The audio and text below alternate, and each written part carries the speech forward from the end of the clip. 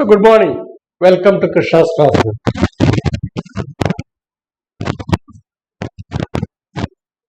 We are now taking the next step in our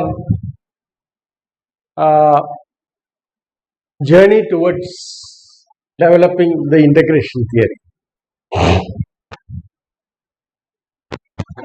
You recall that our first stage consisted of extending the notion of length to,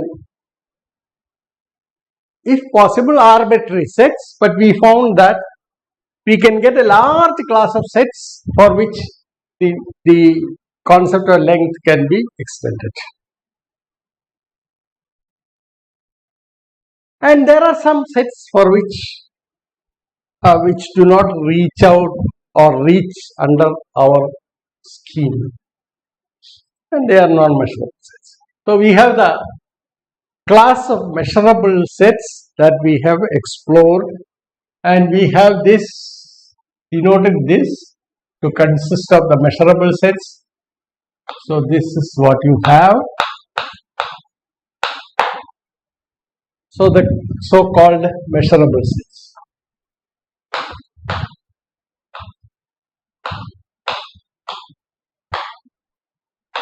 And for the entire class of measurable sets, we can define what we call the measure, which incidentally is the extension of the notion of length for intervals. All the desirable properties we have already explored, so I am not going to repeat that. Now we take the next step. What is the next step?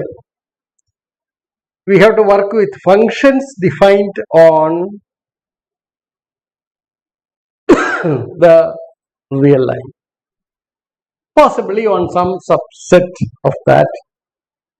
So we give an outline of our strategy that would in a way lead us to define a class of functions known by the name measurable functions. So let us explore this for a while, although not rigorously, but just the outline. So let E be a measurable set.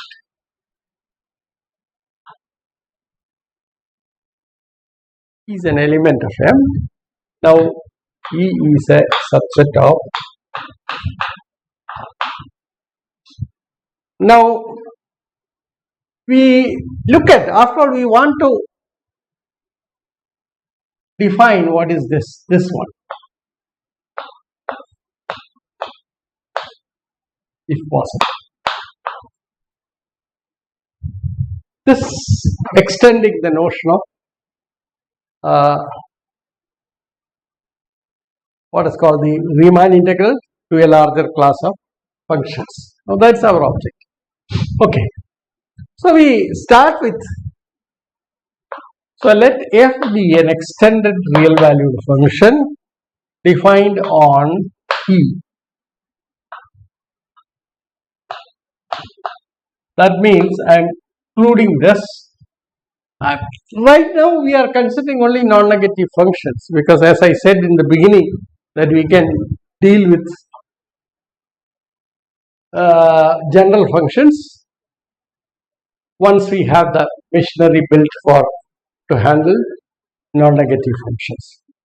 So this function also may take the value at infinity on some subset of, it's possible. We are what we say is that f is an extended real valued function.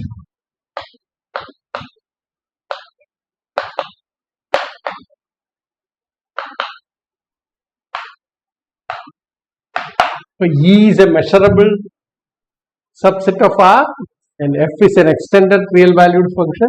Find only. Now let us work out a scheme for integrating this function.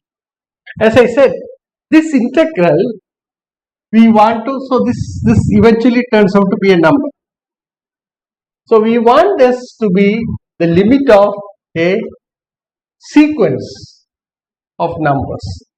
That's our strategy, as we did in the case of Riemann integral. Okay. Now, how do we develop this idea? So we said earlier in our lectures that instead of dividing the domain into intervals, we now work with the range. Divide the range into subintervals. And then look at the pullback of each of these intervals. And they are subsets of E. Now, we would like to have the pullback of intervals to be a measurable set or belong to the script M. Okay, so let us work it out, and then what we do is we construct a sequence of such functions, and then we will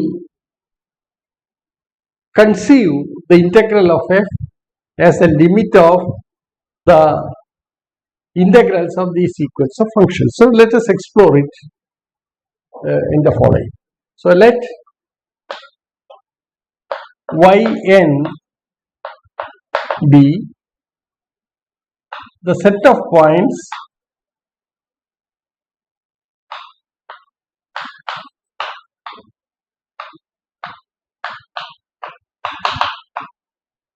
etc.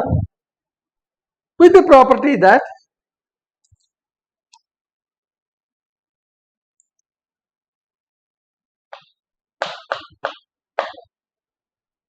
yn is a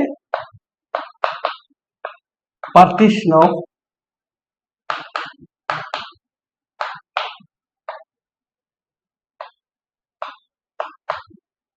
infinity. That is, we have the following property, namely 0 less than y1n less than y2n, etc. And now, so it gives a partition. So what it does is, on the range, now this is the scenario. Suppose this is, E need not be an interval. So this is the interval E. Now what we do is we define a partition y1n, y2n, and so on, ykn,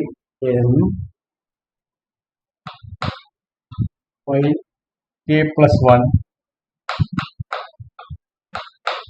This is the partition, and so on. This is the partition that you have for the range. So yn is a partition of the range. Now what one does is the following: define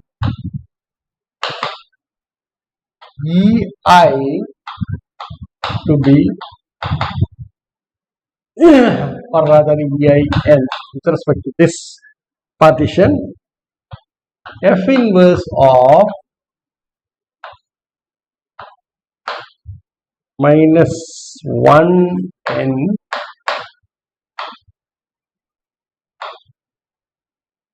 I. That means the set of all points of E which gets mapped into the interval yi minus n to yi n. Okay, that is the open close or the closed open interval that we are. We take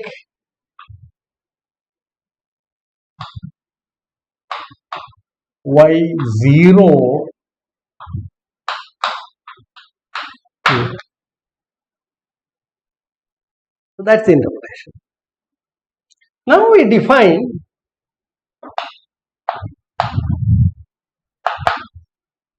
a step function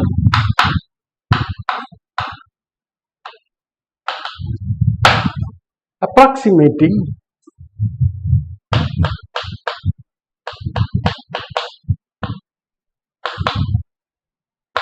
f from below.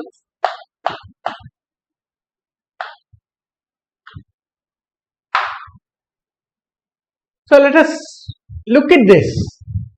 What you have is, suppose the graph of the function is something like this. Okay, now we want to approximate this.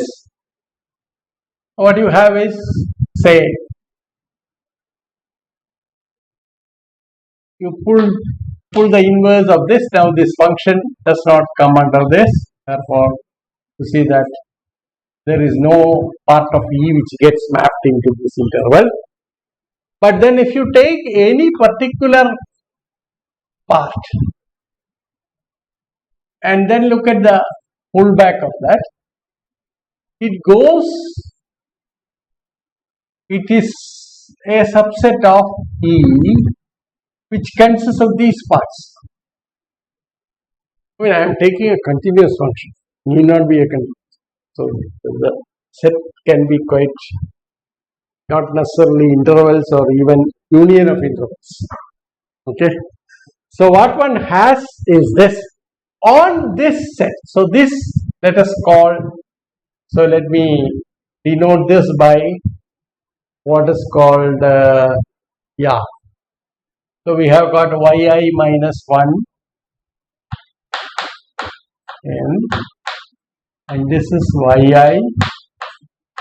On this we define the function to be the graph of the function. Okay. So that's exactly. So this is the step function. Okay.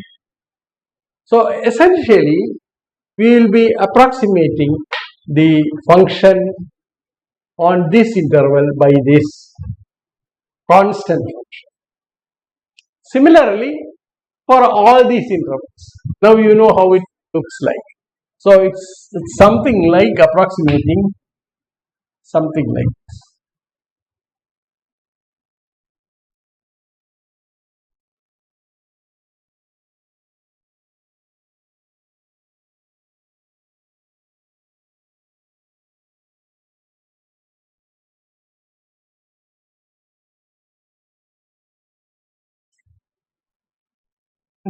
So this is, so the approximation for the function would be a step function of this kind.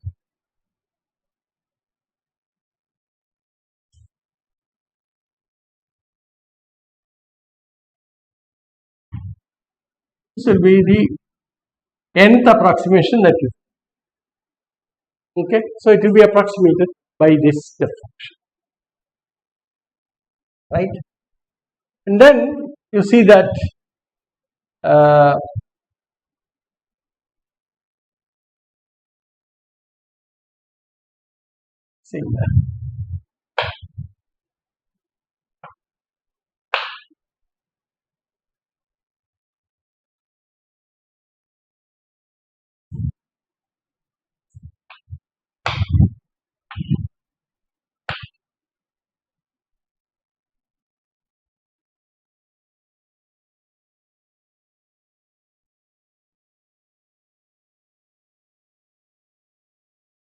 so the function will be approximated by a step function. So this takes the value here, this here. So you see that the approximating function that we are going to write now is strictly less than f on this interval, or not strictly less than, is less than or equal to on this interval. So what you have is this. So define Sn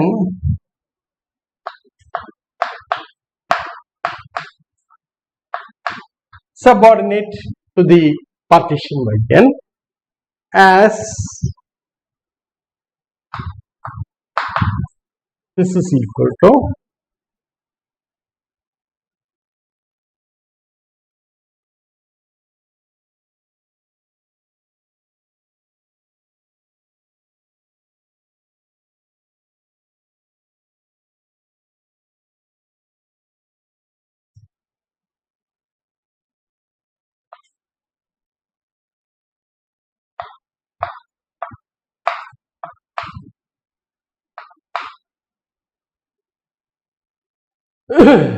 this you define as sigma I equal to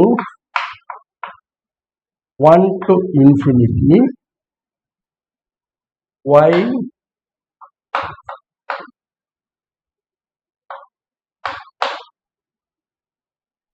the characteristic function of EIN. EI we have already defined. So this is the definition of EI. That is the pullback of yi minus 1 n to yin through f is what you call EI. So on that function you use the characteristic function, it takes the value 1 there multiplied by yi minus 1 n. So which says that Sn takes the value yi minus 1 n, because you know that all these EIs are disjoint. Okay, right? Therefore you get this. This is a step function. Now this defines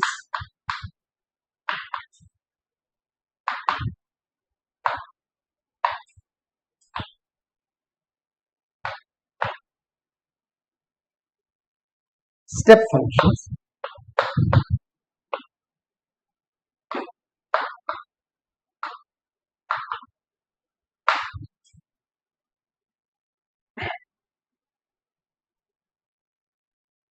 Step functions taking the value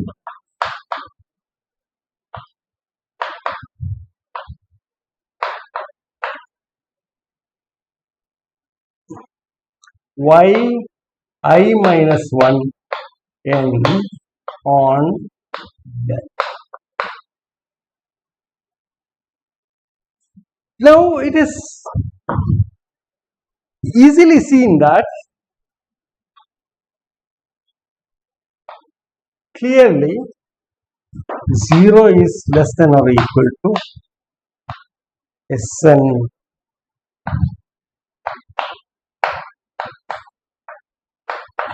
this function less than or equal to f.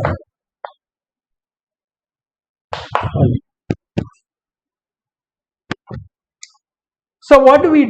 We want to define integral f. I'm just see a lot of things are to be straightened out, but we are just talking something about the plan, which in turn would suggest to us what kind of functions are admissible for this plan. Okay. So what do we have? So we have this. Now what is this? So we define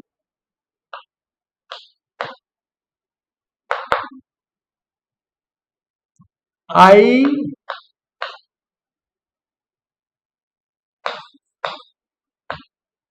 of Sn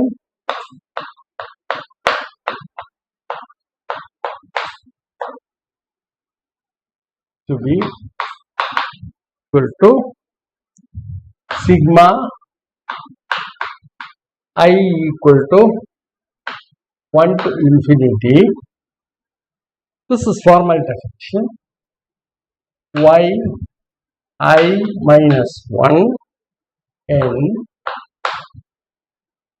and measure of EIN.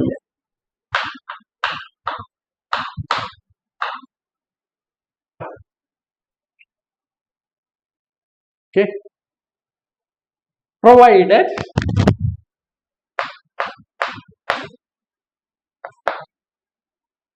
measure of EIN, the Lebesgue measure,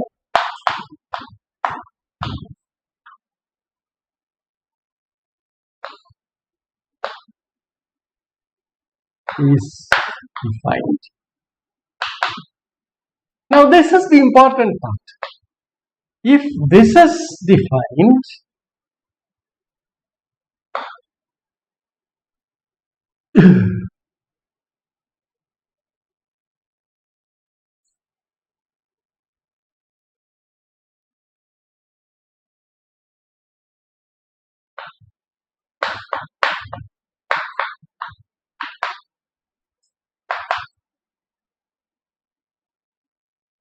so this is the problem.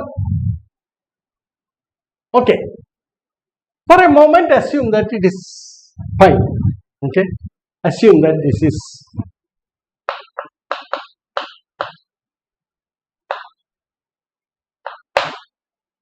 EI are measurable.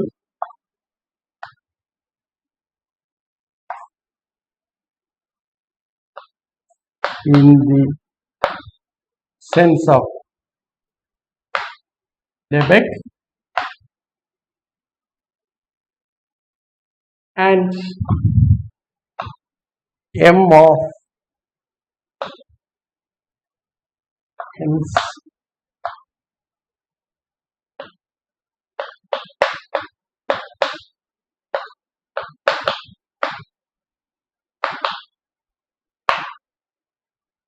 now what we do is this. Okay. Now you see that the area enclosed by the function f, so the area AF, the area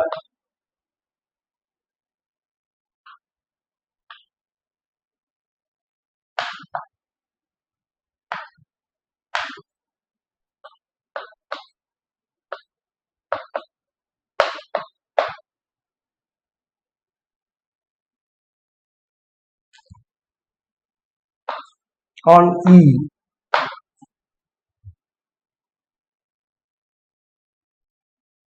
is an upper bound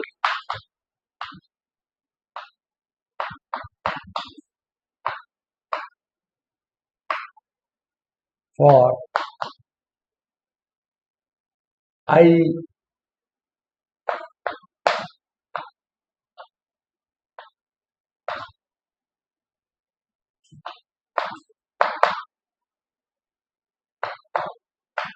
maybe infinity also.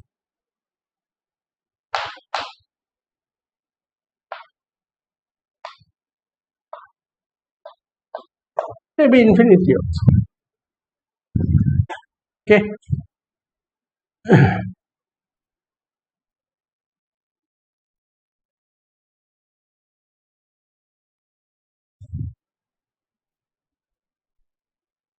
Therefore, what we define as the integral? The integral is defined as the supremum of this set of numbers. Therefore, what we have is this. Now we expect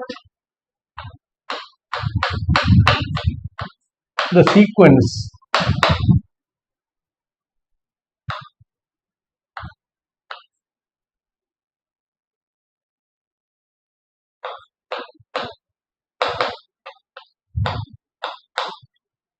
yn to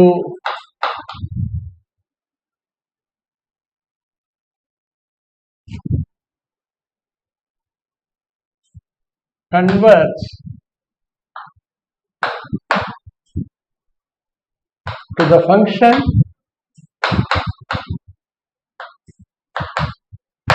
f from below, and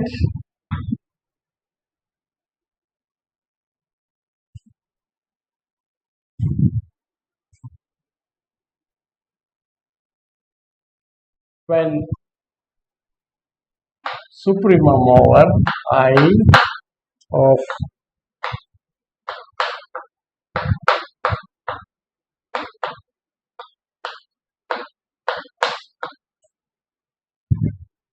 tends to 0 as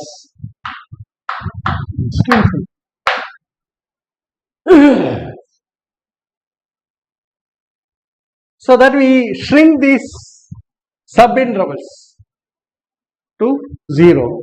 When that happens, we expect the function to approximate the given function f from below. So we have step functions approximating.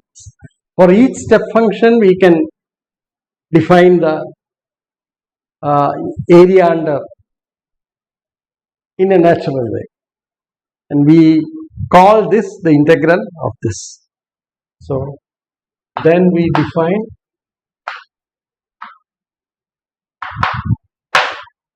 integral of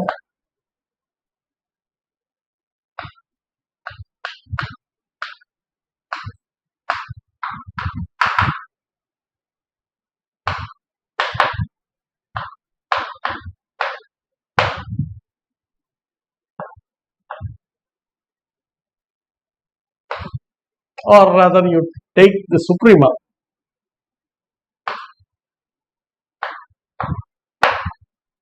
I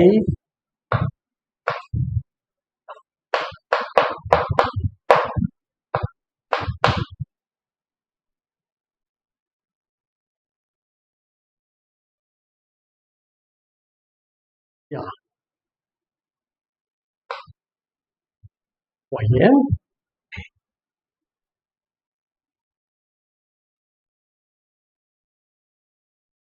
as the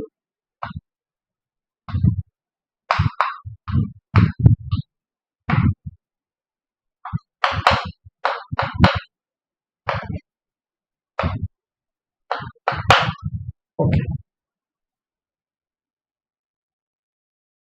So what is the possible catch in our scheme? Our scheme appears to work provided EINs are all measured. So our scheme requires EIN to belong to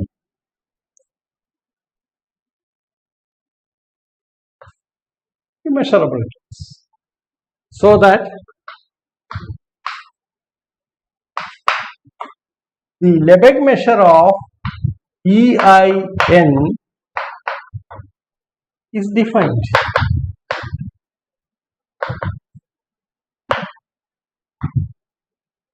So this is our strategy, as we have described the strategy already, and this is what we arrive at. So what we need, what is this? This is, that is measure of F inverse of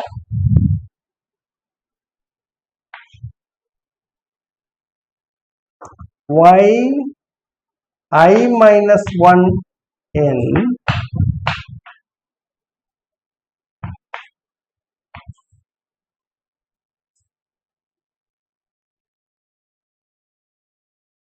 this is, should make sense.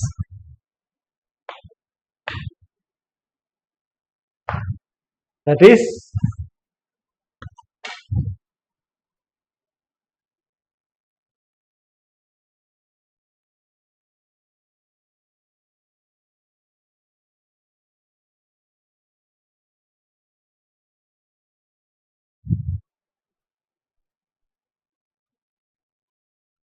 so what we need?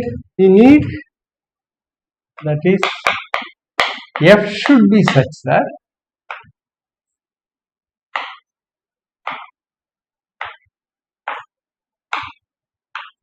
for intervals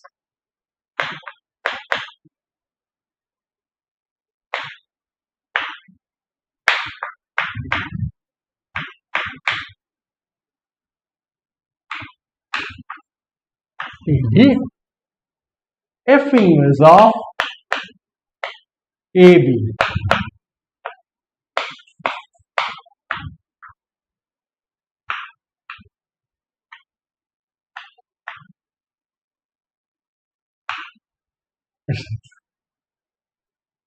If so, then we can run this. Okay. So, what next? Therefore, let us assume. Hence,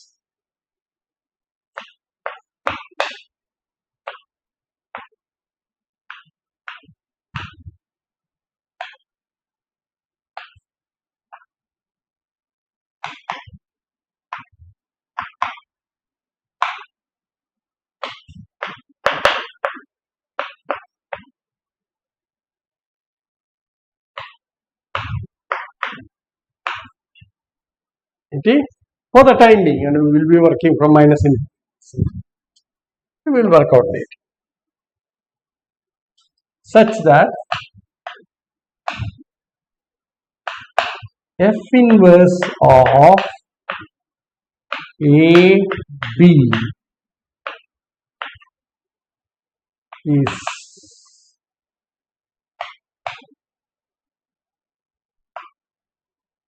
measurable, that is F inverse of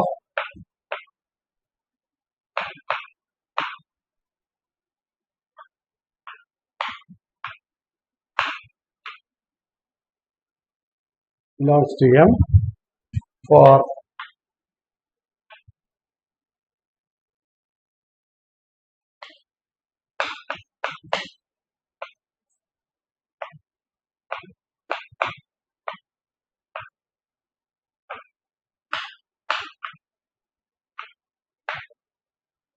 zero to infinity. Such functions are called measurable functions. Such functions are called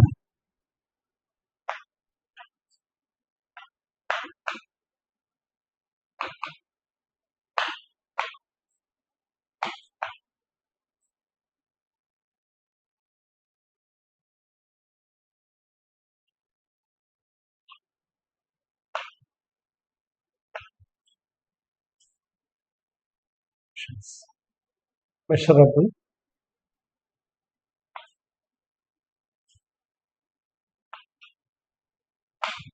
or what you call Lebesgue measurable.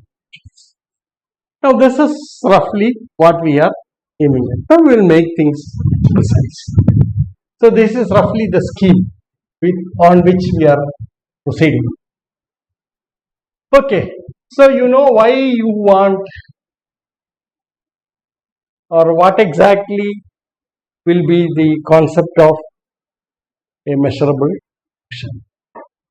We will explore this in depth and make some precise definitions and so on.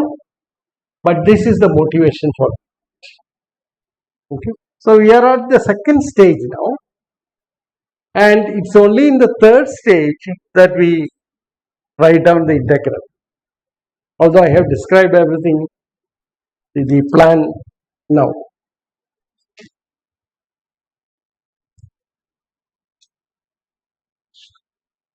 Okay.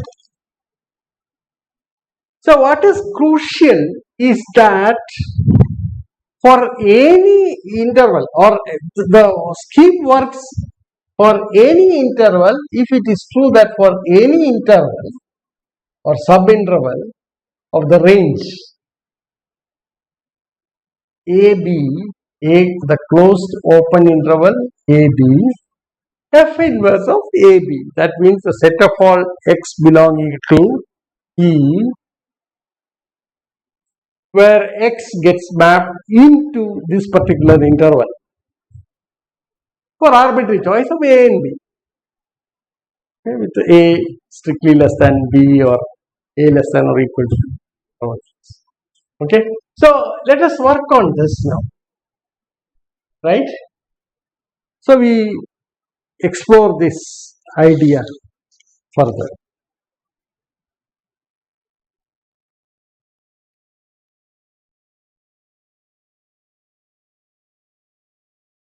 So we shall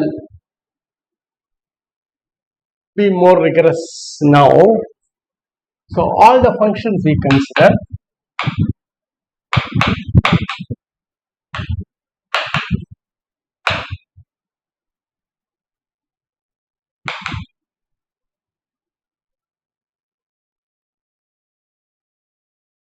henceforth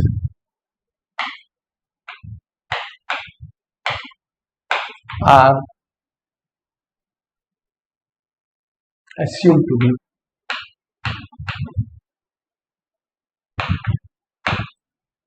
extended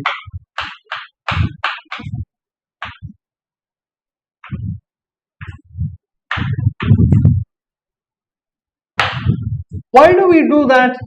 Because we want the functions, because you see Riemann integral we considered bounded functions. So here we want to get liberated from that constraint. So we also would like functions which may take infinite value or the value infinity at some points on E. Okay.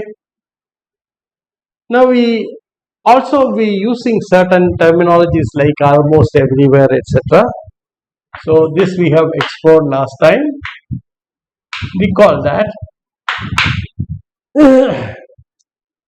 a property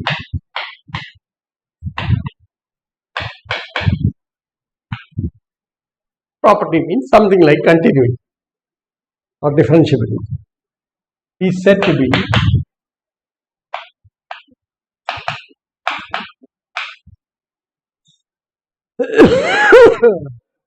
said to hold almost everywhere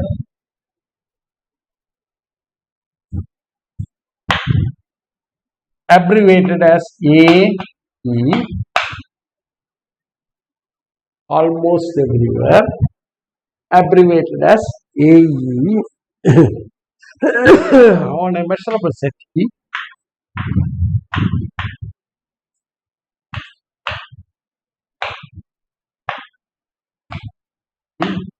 if it holds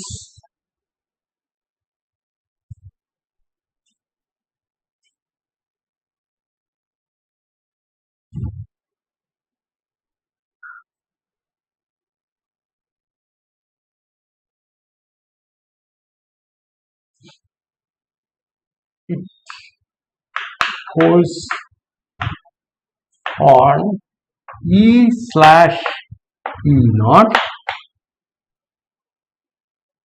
where E0 is a subset of E and measure of E0 is equal to 0. That means except on a set of measure 0 the property holds. Okay, that's the meaning. That is, except possibly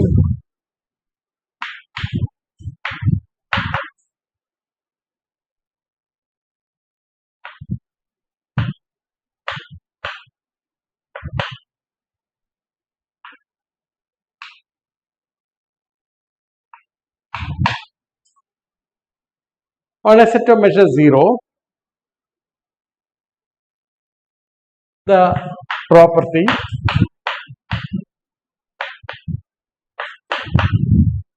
is true. That's the meaning. Okay. Now that is something that we have to keep in mind. We have repeated what exactly we are going at, looking at. For example, say that a function f is equal to 1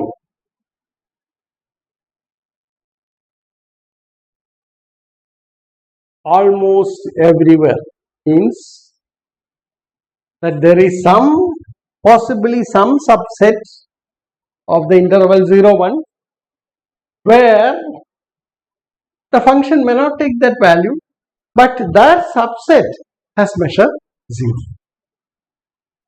Okay. So the characteristic function of Q intersection 0, 1 is a function f which is almost everywhere equal to 0. So see, if you take this one, Q, that is the set of rationals 0, 1. Now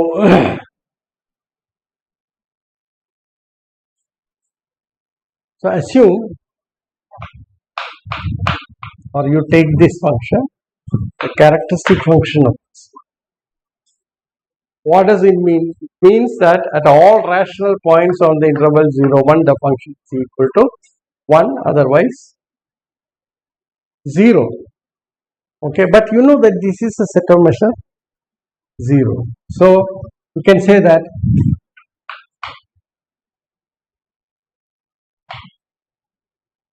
then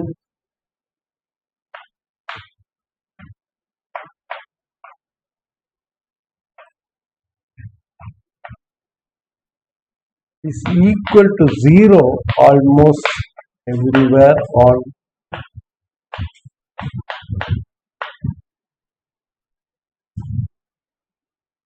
so that's it.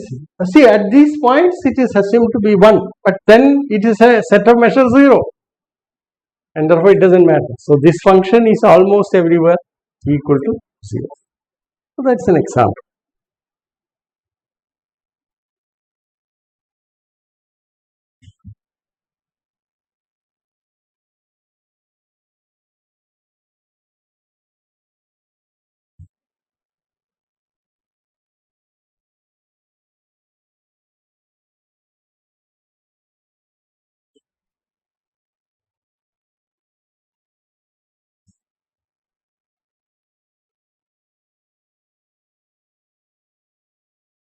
Okay.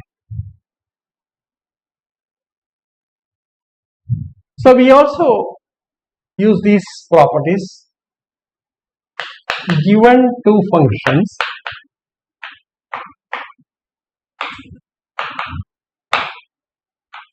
h comma g defined on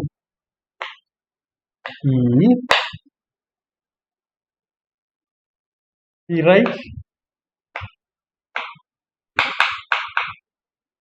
h less than or equal to g provided to mean on E mean hx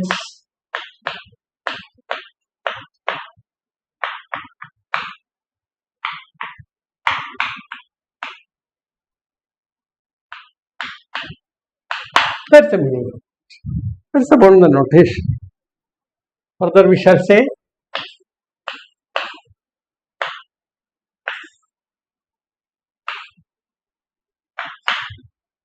that a sequence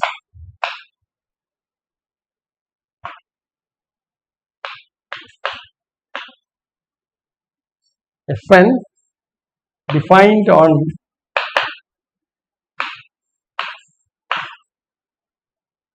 is increasing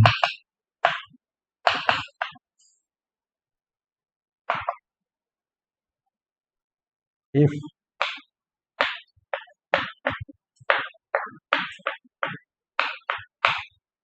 n plus 1 in the sense in which we have defined the inequality. Okay. So with this language we can now state a theorem which would give us a clean definition of what is called a measurability of functions. Okay, so let us state the theorem.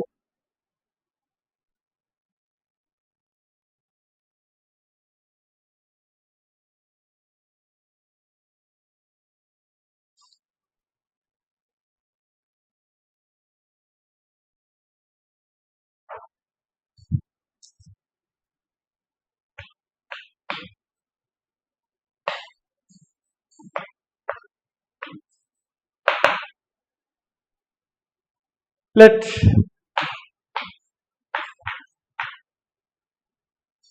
be defined on a measurable domain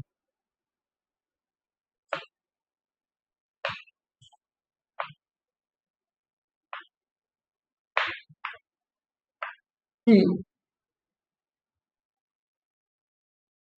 Now, you see, here we are not assuming f to be only non-negative value. Okay, we allow f to take values between minus infinity to plus infinity. Then the following statements are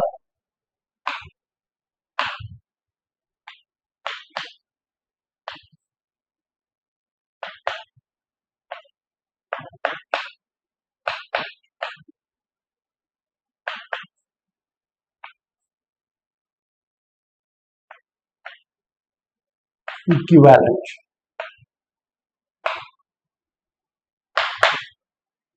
First statement,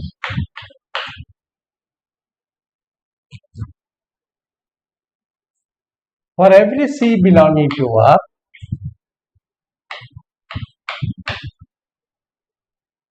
the set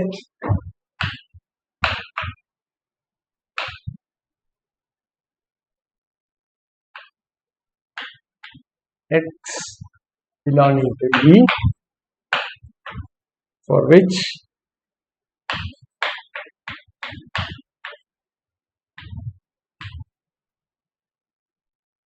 is measurable.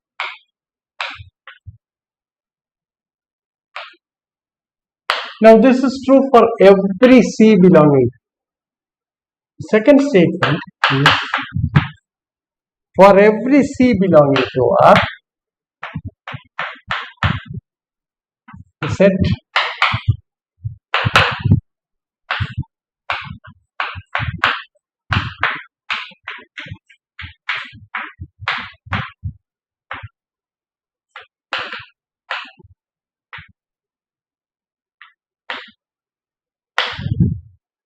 Now the third statement is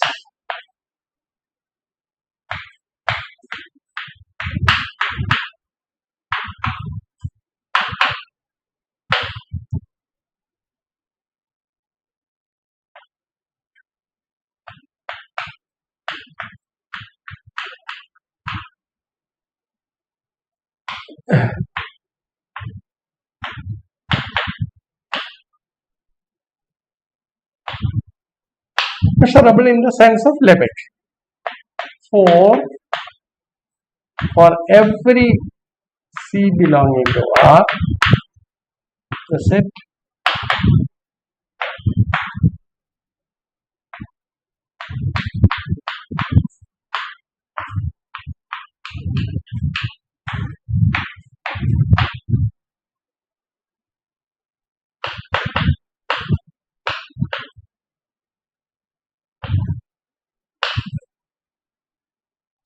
So these four statements are equivalent, and therefore one of them implies all the others.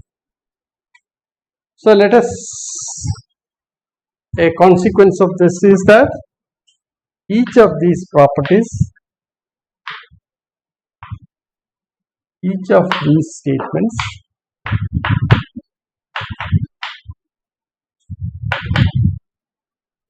imply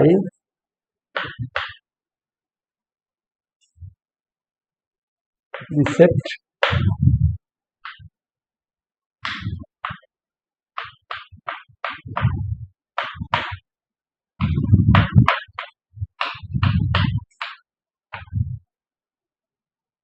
is measurable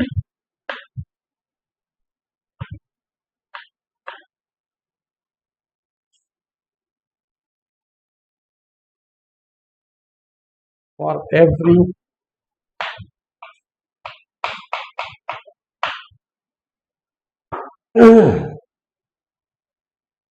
So let us work this out.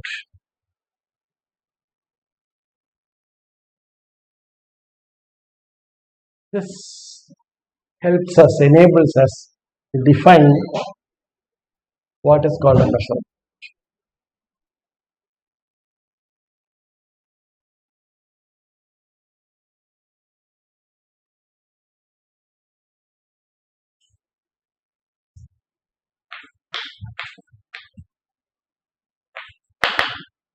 First statement.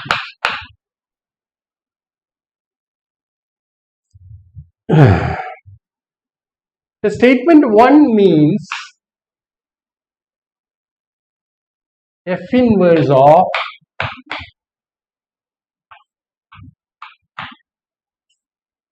C infinity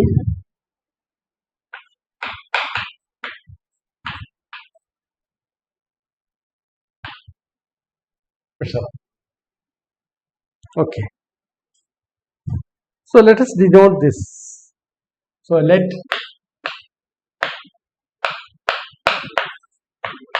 FC denote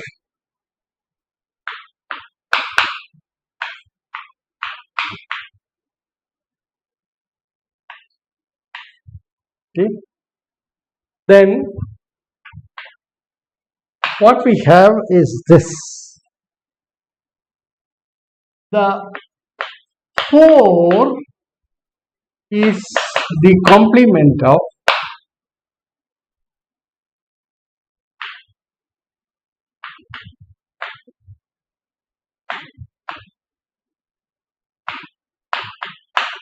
that is what you have is that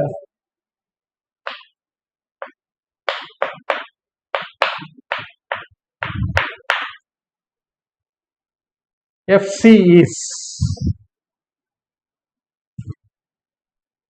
less than or equal to C.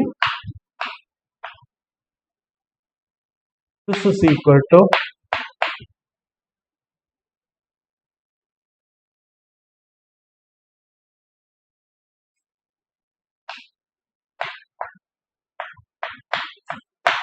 E slash FC.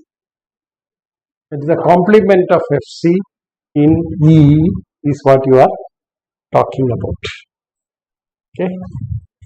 Therefore, you know that if FC belongs to is measurable and E is measurable, then E slash FC is measurable.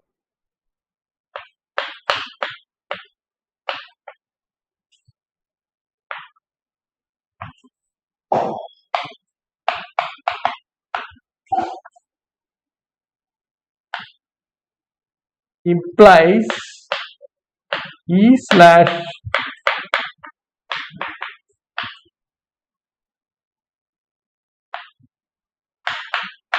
that is 1 implies 4.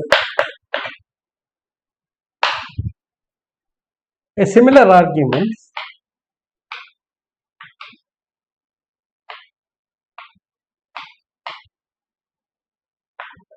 shows that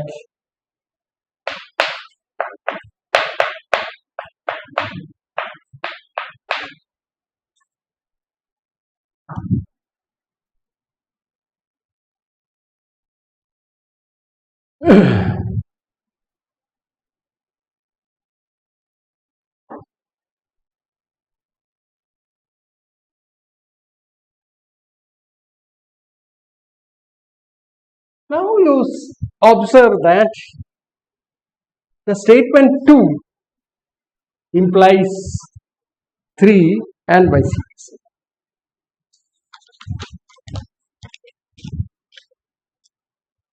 Likewise,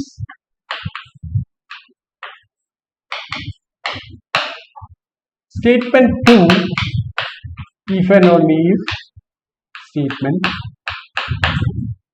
exactly the same type of complement argument, because you know that in a sigma algebra, that is script m, if a set belongs to script m, then its complement also belongs to script.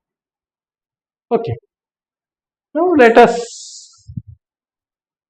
So what we have now is 1 if and only if 4, 2 if and only if 3. So it is enough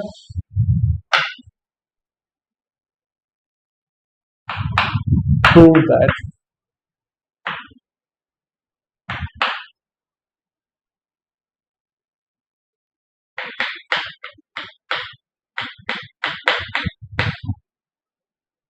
one implies 2,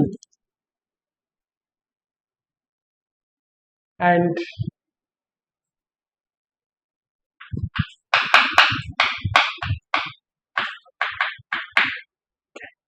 so let us work it out.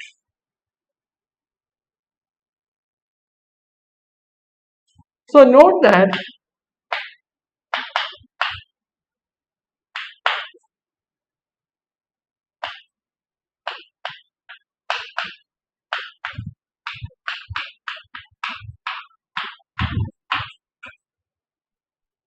this is equal to the intersection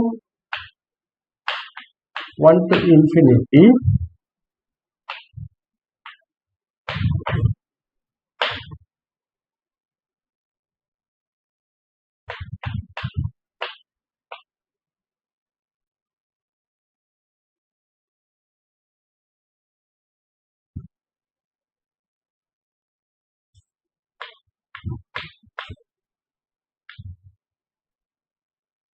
So what you have is this. So we want to work out this C. So we are talking about this part. This part is the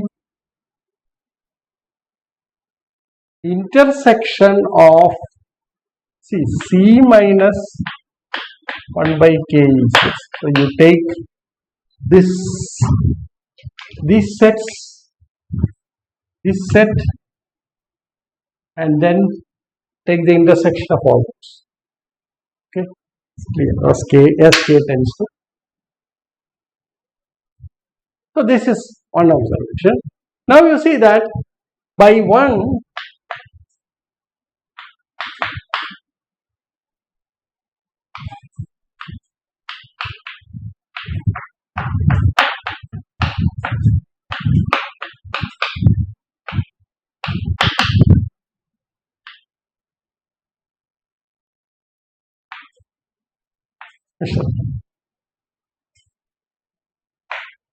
and hence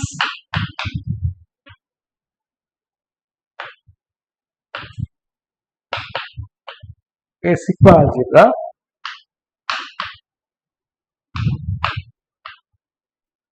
the countable intersection of measurable sets is measurable. That is, countable intersection of measurable sets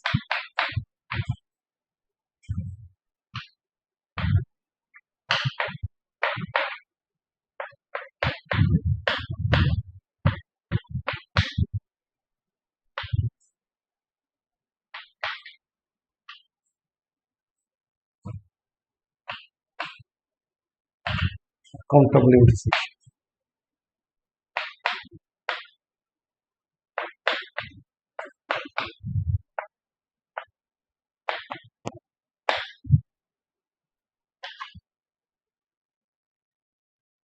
Okay, therefore what we have is that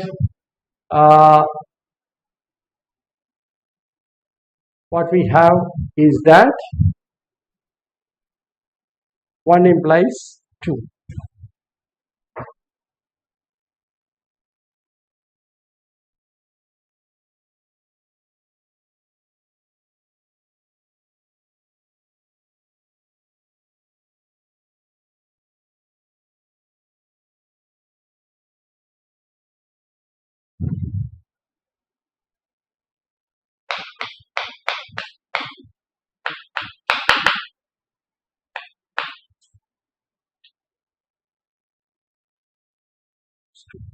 So that we have. Now we have to prove that 2 implies 1. Further,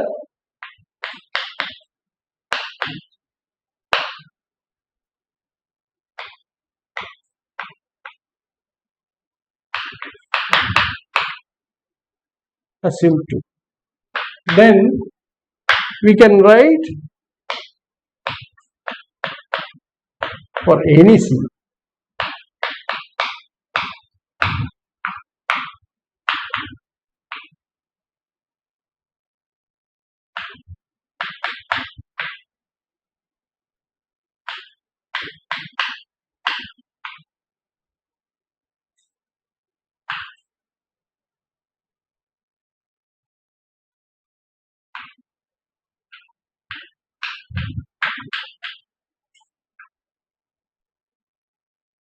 For all K. Once again,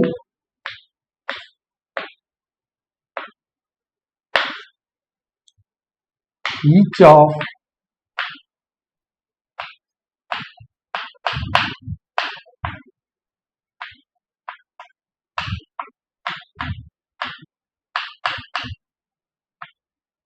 is measurable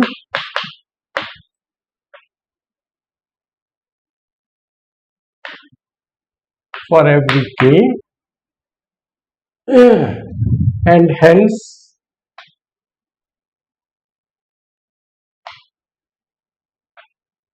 their countability.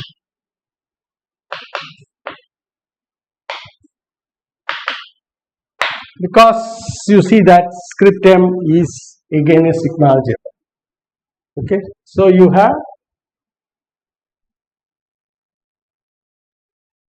that is 2 implies 1.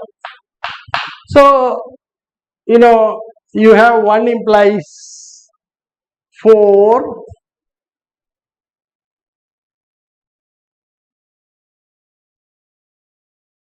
Okay, 1 implies 2, 2 implies 3, and 1 implies 4. So you can cyclically argue and show that. So it's enough to argue.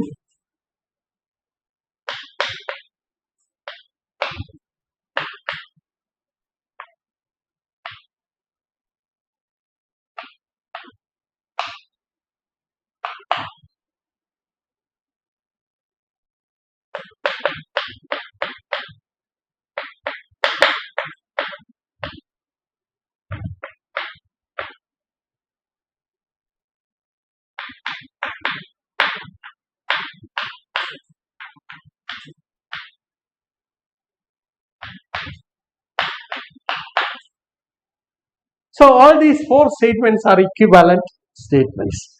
Therefore, any one of them means the other. Okay, so that's a very useful result. Now what we need is, now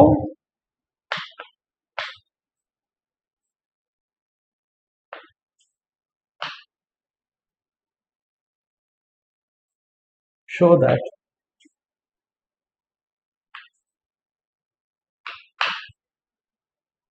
any one of the above statements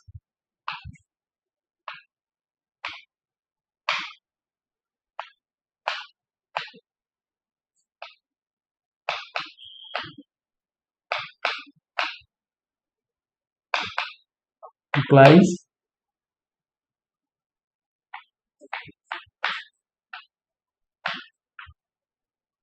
singleton C. That means all the points which gets mapped to the value C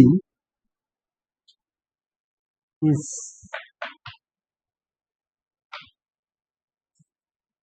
measurable.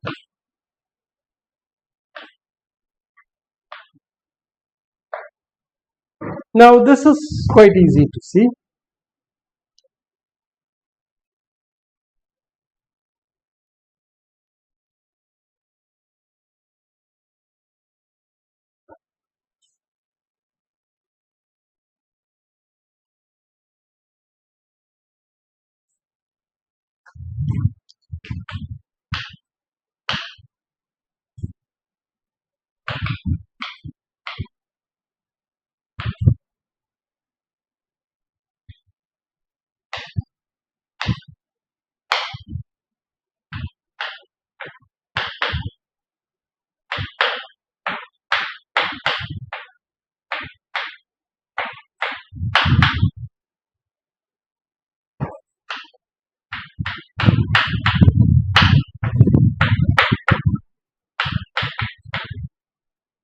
for every C, and this is equal to F inverse of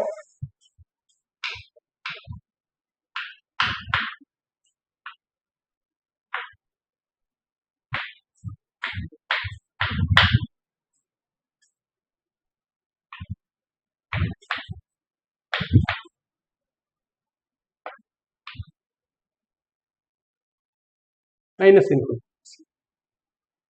Okay, that means this is that is equal to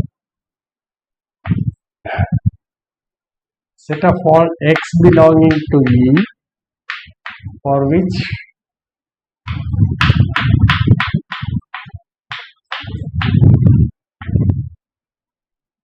the set of all x belonging to E for which fx is less than or equal to C. And each of this is measurable.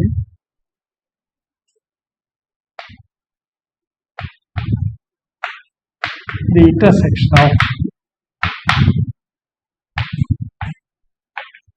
of two measurable sets.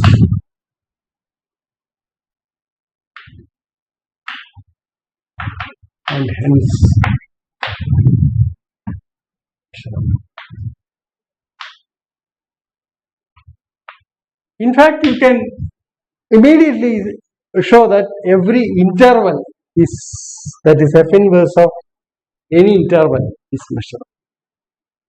If I is any interval, mark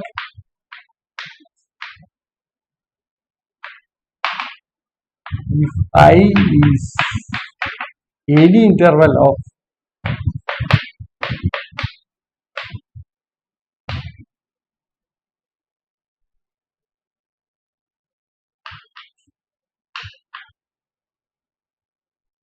okay,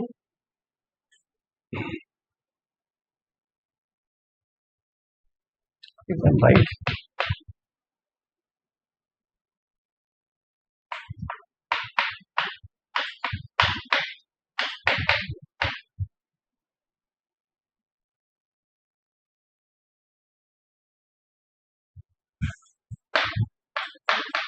any one statement of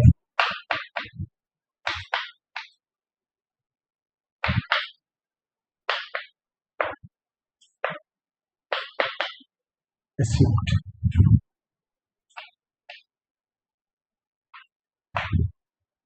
So, given a function, what one does is, whichever is convenient, check any one of this, and this is what we were after, inverse of y, because in our scheme to develop the integral, we required the F inverse of AB to be measurable. Okay, so that for any A and B, A take the closed open interval. That is what we are looking for. So that you can write M of that. So with this, now we have to also make a statement about when C is infinity. Do that.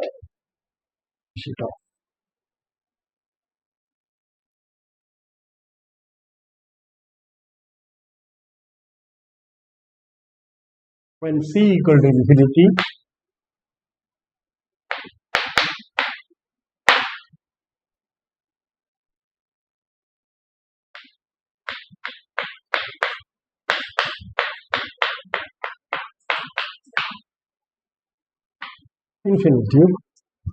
which is the intersection of k equal to 1 to infinity,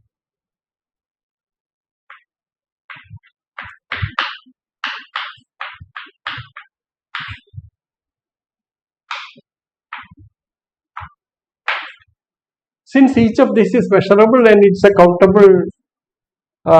countable intersection of it's an intersection of a countable collection of measurable sets. This is also measurable.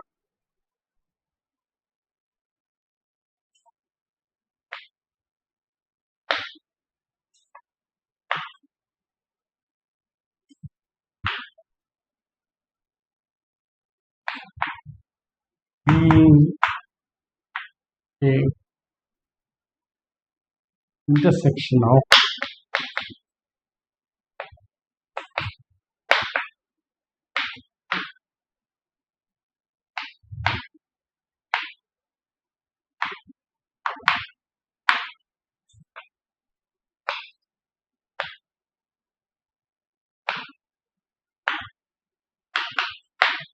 similarly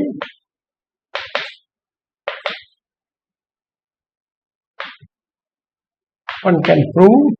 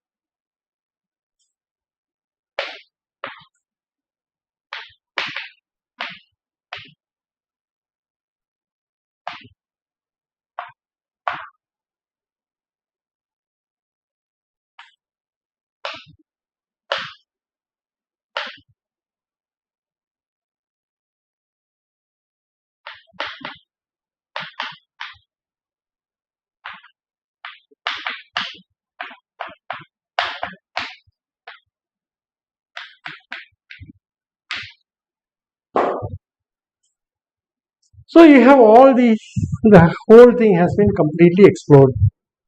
Now let us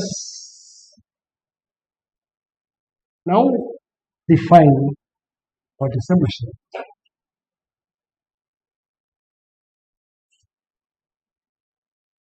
So that completes the movement.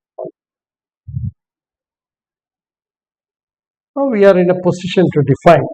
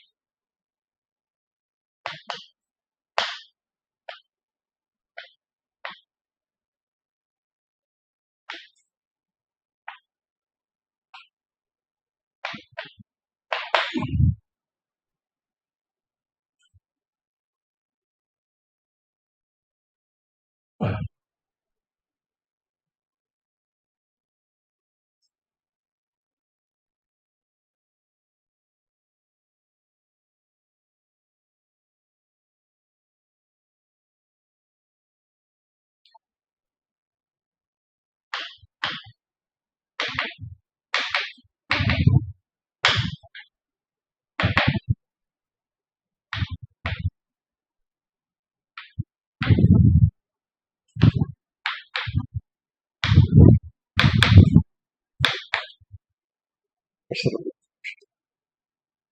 In extended real value function,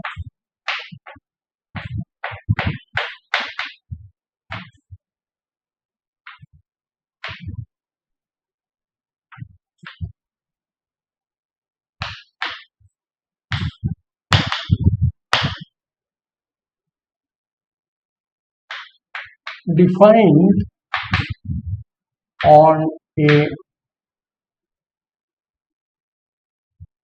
measurable set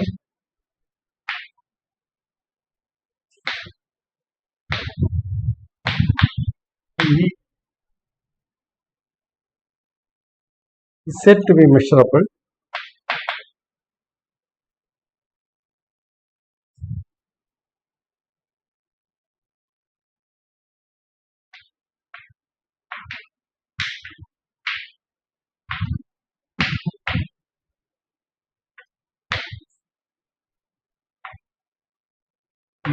set said to be measurable if it satisfies one of the four statements of the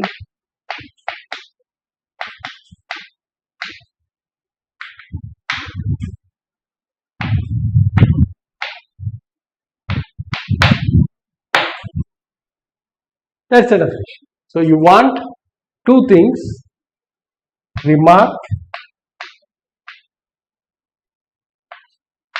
E, which is equal to domain of shall be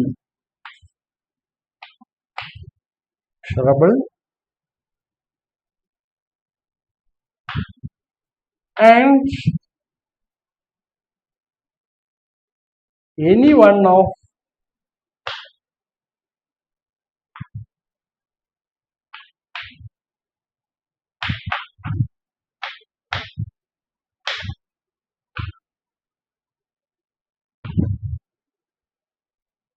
the force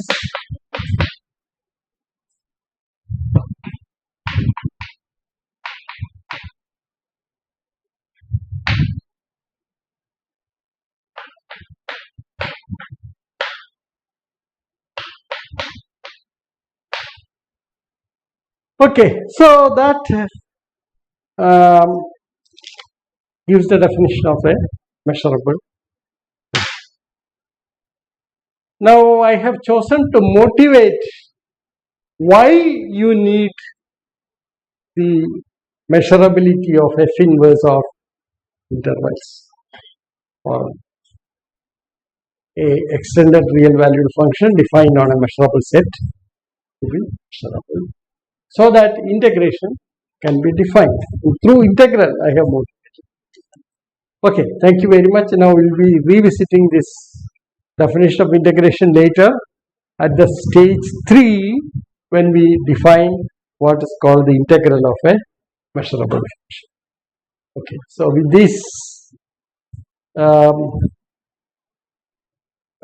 this definition of measurable functions, we conclude today's lecture, and we will be looking at more properties of measurable functions in the talks to follow. Thank you very much.